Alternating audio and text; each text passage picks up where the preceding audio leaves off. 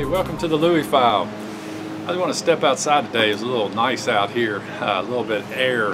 I want to share something with you today I found very fascinating. You know, in the book of Genesis, chapter 1, verse 26 and 27, we read it says, God said, "Let us make man in our own image, and let's give them rulership or dominion over the whole earth."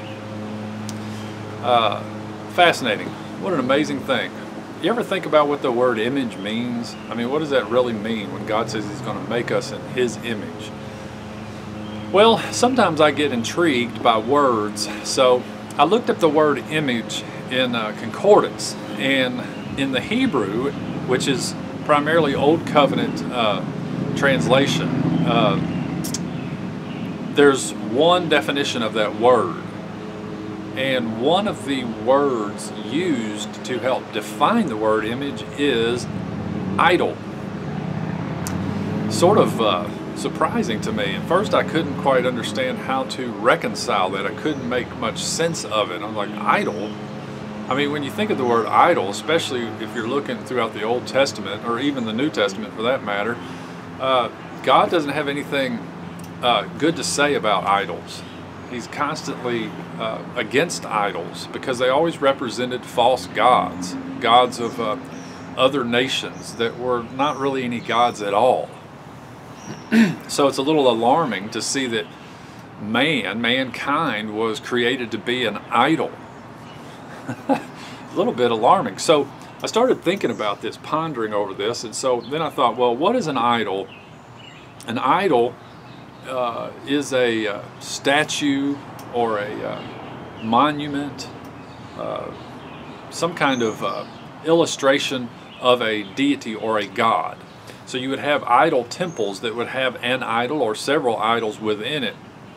And in the Old Testament, they were to be destroyed, tore down, so they would destroy them. Well, what's interesting is they were not just destroying a statue, they were taking out that false image, that false god. That statue was a representation of a god. It's fascinating to think about. So essentially that image and the god it represented were one. So someone that worshipped an image or worshipped an idol would be offended or be tore up if you were to take that image away, because in a sense you're removing their god. You're taking their god away. So the idea is that they're inseparable.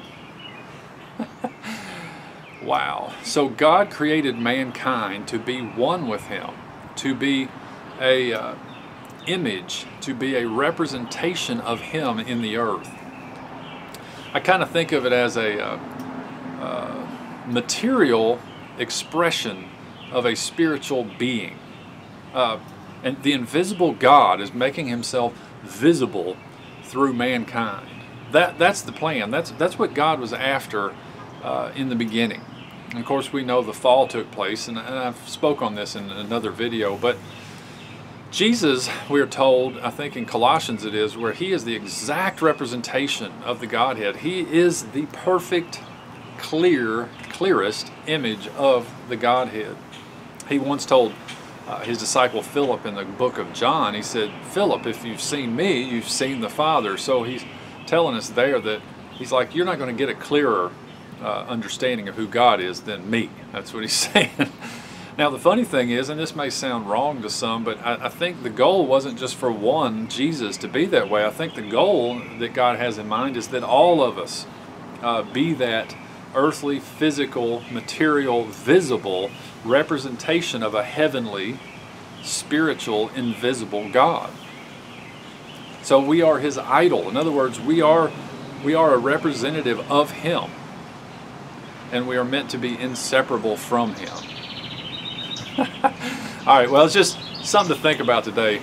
Thank you so much for tuning into the Louie File. I'll talk to you next time.